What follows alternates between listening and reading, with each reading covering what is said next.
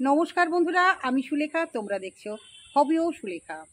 আজকের ভিডিওটা একদম কি বলবো, নতুন ধরনের। আমি যে যাই কিছু বাগান থেকে পাই না কেন, সেটা শুধু দর্শক বন্ধুদের তুলে ধরতে পারলে ভীষণই ভালো লাগে। তাই আমি আজকে একটা দামি গাছের চারা করতে পেরেছি, সেইটাই তোমাদের দেখাবো কীভাবে করেছি, কি মিডিয়া দিয়েছি, সব কিছু থাকছে আজকের ভিডিওতে। তো চলো দেখতে থাকো।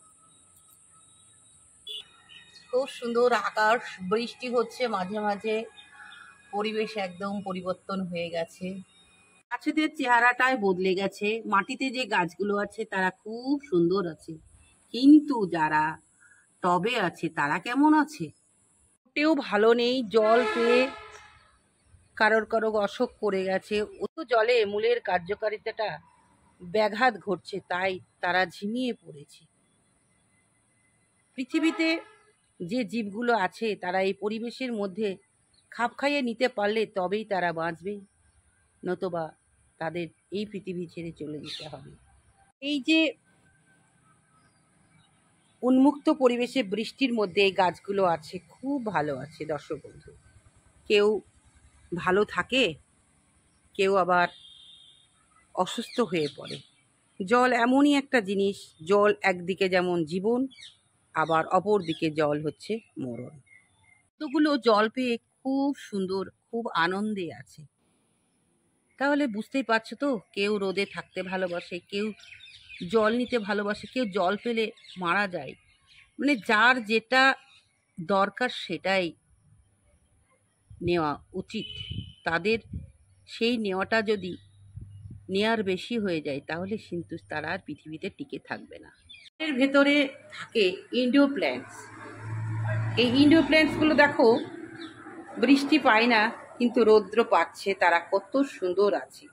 এই রকম একটা ইনডোর প্ল্যান্টসের আজকে কথা তোমাদের শোনাবো, এবং সেখান থেকে আমি চারা করেছি তার কি পরিচর্যা জানাবো। তো চলো সাথে থাকো, দেখতে থাকো। ইনডোর প্ল্যান্টস, যে ইনডোর প্ল্যান্টসটা আমি পেয়েছিলাম গত বছর ঠিক এই সময়তেই। আমি যেহেতু অনেক গ্রুপের সঙ্গে যুক্ত আছি, তো সেই রকম একটা গ্রুপ বাঞ্ছারামের বাগান, চলে গেছিলাম কলকাতাতে কর্মশালায়। সেখানে 6টা বিষয়ে প্রশিক্ষণ দেওয়া হচ্ছিল। এবারও যাওয়ার কথা ছিল, রেজিস্ট্রেশনও করলাম, কিন্তু দুর্ভাগ্য, মন মানসিকতা ভালো নেই বলে যেতে পারলাম না দর্শক বন্ধু। তো সেই গাছ নিয়ে এসেছিলাম, সেই যে টবে ওরা দিয়েছে সেই টবেই আছে, কিচ্ছু খেতে দিই না বেচারাকে, শুধু জল খাইয়ে বাঁচিয়ে রেখেছি।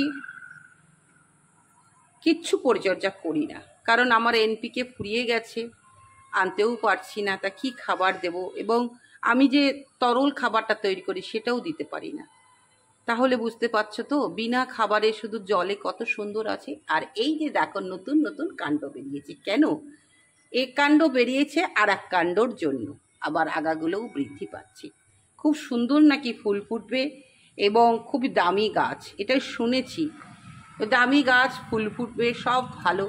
আমারও কি মনে হলো, একটু কাণ্ডটা কেটে রোপণ করে দিই, দেখি তো চারা হয় কিনা। জাস্ট এমনি ইয়ারকির চলে। দর্শক বন্ধু বিশ্বাস করবে না, এত সুন্দর এত তাড়াতাড়ি হয়ে যাবে আমি ভাবতেও পারিনি। তথ্যটা তোমাদের কাছে পৌঁছে দেওয়ার জন্যই চলে এসেছি, কারণ অনেকের তো হয়া গাছ আছে, একটা হয়া গাছ প্রচুর দাম। তাই যদি আমরা চারা করতে পারি, সেই চারা ভালো লাগবে না আমাদের? তো সেই জন্যই কিন্তু আমি করে ফেলেছি চারা। এই দেখো চারার জায়গা, চারা কিন্তু স্পেশালি চারার জায়গা না, এখানে আর একটা গাছ আছে, গাছটার নাম আমার মনে নেই। তো সেই মিডিয়াতেই রোপণ করে দিয়েছি। অবশ্যই বলবো মিডিয়াটা, তোমরা তো জানতে চাইবে যে মিডিয়াটা কি। হ্যাঁ, বলবো না কেন। কিচ্ছু দিইনি, জাস্ট ধানের তুষ আর তার সঙ্গে বালি, মোটা বালি, এই দিয়ে কেটে রোপণ করে দিয়েছি। কিচ্ছু না রুট হরমোন, না অ্যালোভেরা, কিচ্ছু না। আমি অবাক হয়ে গেলাম দর্শক বন্ধু, দেখো তা বেরিয়ে গেছে। এর থেকে আর আনন্দ কি পাবো বলো? 22টা মতন গোলাপ হারিয়ে গেছে, খারাপ লাগছে, মারা গেছে, কিন্তু এরাও তো আমাকে আনন্দ দিচ্ছে। কেউ আমাকে দুঃখ দিচ্ছে, কেউ আনন্দ দিচ্ছে। এইভাবেই চলছে আমার জীবন।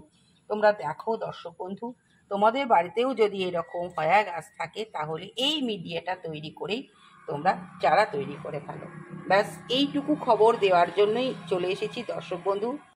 গাছে কি ফুল আসবে অবশ্যই তোমাদের জানাবো, আর আরও হয়া আসবে, কারণ আমার গাছতো ভাই সে আমার জন্য অনেক হয়া তৈরি করেছে। অবশ্যই হাতে পৌঁছে যাবে গাছ এবং তার বাড়িতে আমার বাড়িতেও হয়া চলে আসবে। এইভাবে একজনকে গাছ আর আমিও সেই জাতীয় গাছ আমার বাড়িতে আনবো। এইভাবেই চারা করব এবং তার হাতে তুলে বিক্রি এখানে কোনো সিন নেই। আমি কোনোদিনও গাছ বিক্রি করব না, তবে দামি গাছগুলো অবশ্যই বিনিময় করব। যারা বিনিময় করতে চাও অবশ্যই এগিয়ে আসবে। অন্য হয়া থাকলে আমাকে হয়া দেবে আর এই হয়া নিয়ে নেবে। আরও চারা করব, কারণ ছোট ছোট ডাল আছে, এইগুলো তুলে নিয়ে অবশ্যই এখানে আবারও রোপণ করে দেব। দর্শক বন্ধু, বিনা পরিচর্যায় সুন্দর গাছ যদি আমরা পাই কেন করব না, এইটাই বলার বিষয় আমার ভিডিও খুব ছোট্টর মধ্যে করলাম এবং উপকারগুলো আমি আমার শুধু দর্শক বন্ধুদের কাছে পৌঁছে দেওয়ার জন্যই আমি ছোট্ট ছোট্ট করে প্রতিদিন আমি ভিডিও ছাড়ি। প্রতিদিন রাত্রে, বিশেষ করে রাত্রি 9টার পর আমি ভিডিও ছাড়ি, কারণ সারাদিন ব্যস্ত থাকি, বুঝতেই পারছো দর্শক বন্ধু।